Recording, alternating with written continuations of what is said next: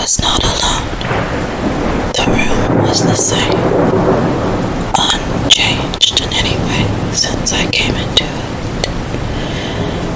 I could see along the floor in the brilliant moonlight my own footsteps marked where I had disturbed the long accumulation of dust. In the moonlight opposite me were 3 young women, ladies by their dress and manner. I thought at that time that I must be dreaming when I saw them. They drew no shadow on the floor. They came close to me and looked at me for some time, and then whispered together.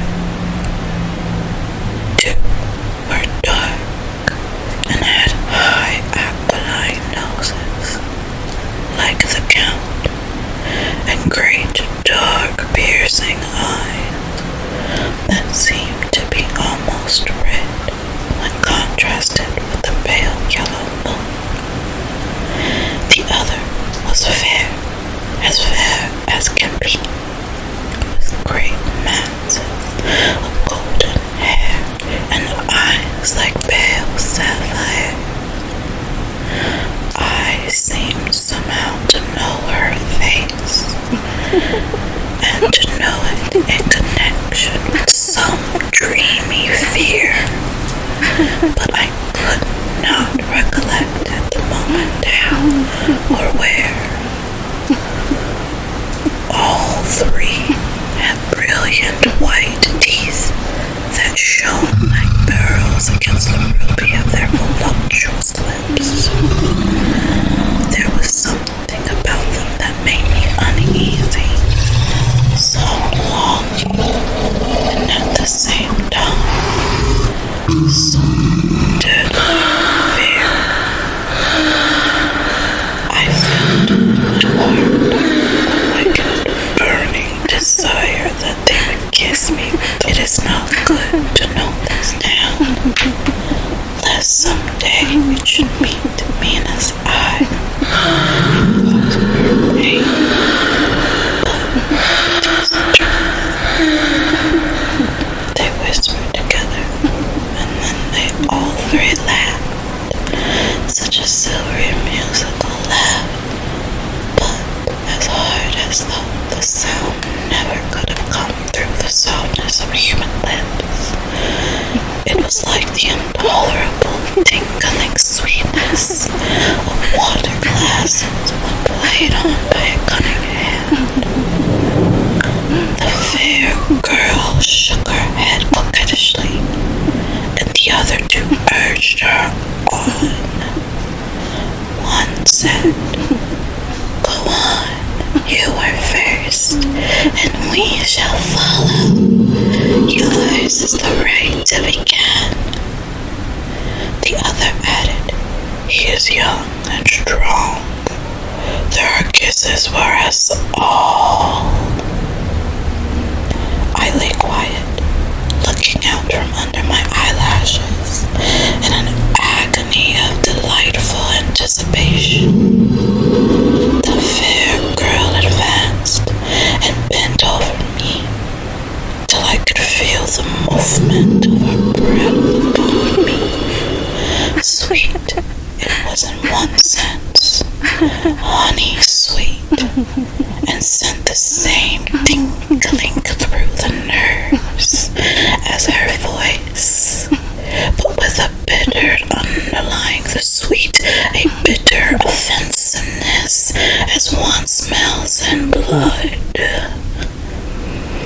I was afraid to raise my eyelids, but looked out and saw perfectly under the lashes. The girl went on her knees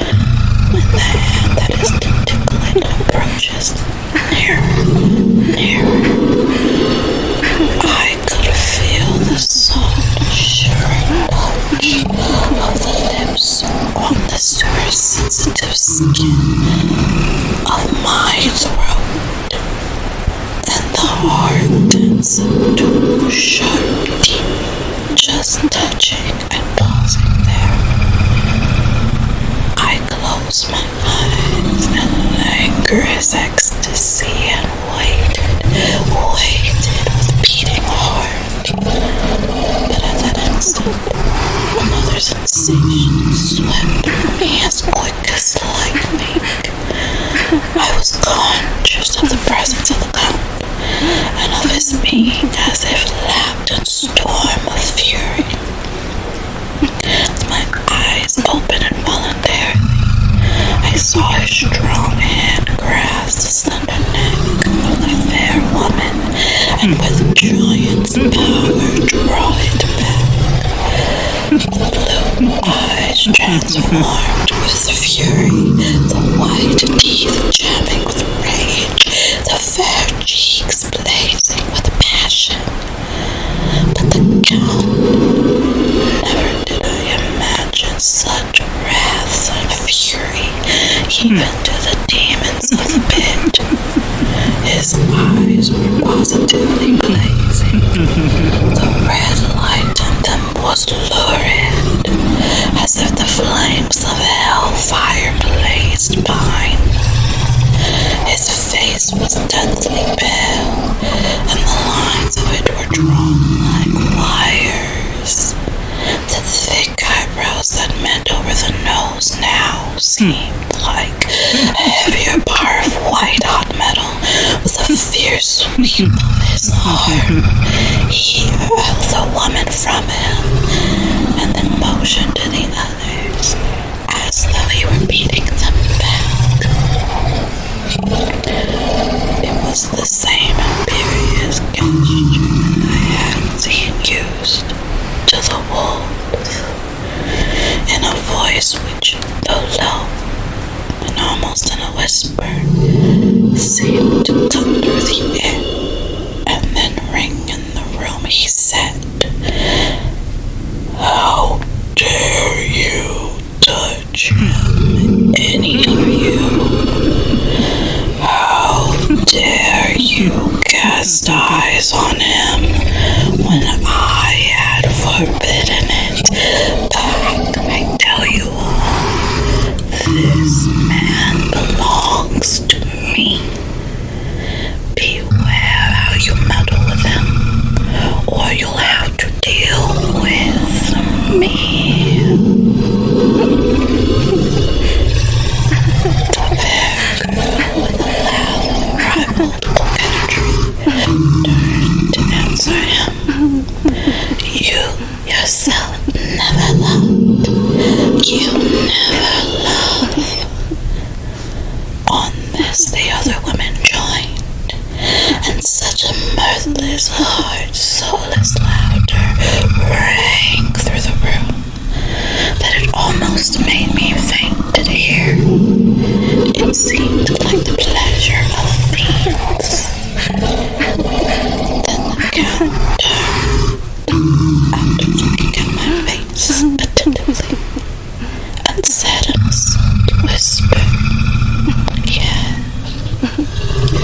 I do can love. You yourself can tell it from the past. Is it not so? Well, now I promise you that when I am done with him, you shall kiss him at your will. Now